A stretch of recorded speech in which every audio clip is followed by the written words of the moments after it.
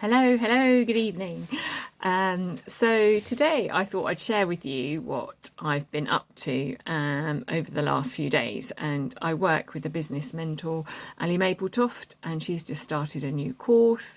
And so at the beginning of that, she's asking us all to write down what our stories are. How did we get to be where we are? And I think when you're a small brand, you are your business. So it's very relevant. So I'm going to start my story from a question that she asked a while ago. What was your proudest moment? So my proudest moment was when I got my first design job. I remember having to fill out a form for a Sainsbury's loyalty card or something like that, but then you have to write down your occupation, and I could write down designer. Oh, and I was so proud of myself. It felt wonderful. It felt amazing. It'd taken me quite a long time to get to that point. I was 33, but I'd got my first design job, so it was great. So growing up, my survival mechanism had been to please everybody else, to the extent that I didn't know what I liked and what I didn't like. I lost myself completely, and it took a lot of finding. I had been taught to put everybody else's needs over mine, and completely to the detriment of myself. So I really just didn't know anything about myself. I wasn't encouraged to do art at school, even though at home we did lots of creative stuff. And my dad was a graphic designer. So when I left school, I had no idea what I wanted to do, no idea what I was good at. And I felt a bit lost. But my best friend said she was going to have a gap year before she started university and was going to go and work in a ski resort. So I thought that sounded fun. I didn't have any other ideas of what I could do. So, and it was brilliant. And it was the beginning of the next 9 years of my life travelling. And yeah, I really, really enjoyed that. I think I loved travelling because it gave me the space to start to get an idea of who I actually was.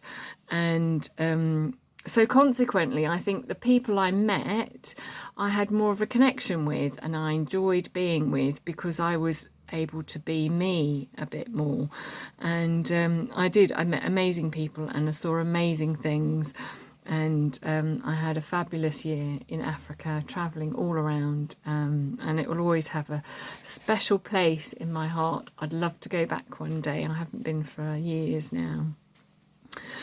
And it wasn't until I created this space for myself that I could work. I worked out that I wanted to be creative, and I'd given myself a bit of courage to get to know myself and stand up for what I wanted.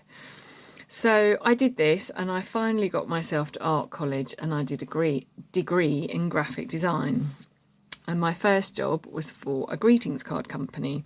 It was a really good training for me, this job, and I loved it. And as my confidence grew and as I worked on myself, I did a lot of work, and I spent a lot of years having counselling to help me get to know myself.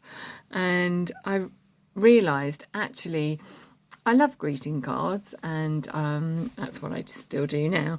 But what I really wanted to do was design homeware and kitchenware. So I tried and tried to get a job as a homeware designer, but I just couldn't. And I felt very pigeonholed because I got too much experience, but all in the wrong place. And anyway, I got really frustrated, and in the end I just thought, right, well, if nobody's going to give me the job I want, I'm going to make it myself. So that's when I started Chez Becky, meaning Becky's home, Becky's place, because the things I design and make for Chez Becky are all the things I want to have in my home and in my kitchen. And I want to share that with you and with my customers. I want you to join me in my world. I want to make, for me, the kitchen is the heart of the home, which I've said lots of times before. It's where I feel safe and want to show how I love everybody, and it's a caring, kind place to be. and it's and I want to show that with my patterns and with my textiles, and I want to share that with all of you too. So that's where, yeah, that's why I do what I do. And then a couple of years ago, my mum became very ill and spent 8 weeks in intensive care. And I have to say, I was absolutely blown away by how kind and caring everybody at the hospital was. All the NHS staff, the doctors, the nurses, the receptionists, the porters, everybody was so kind. And I thought, in such a stressful situation, dealing with people that are very stressed because they've got loved ones in intensive care, and I just thought, I was amazed. And I thought, gosh, this is the sort of world I want to be in, where people are like this, not where people are like when I sit on the train commuting to London all grumpy.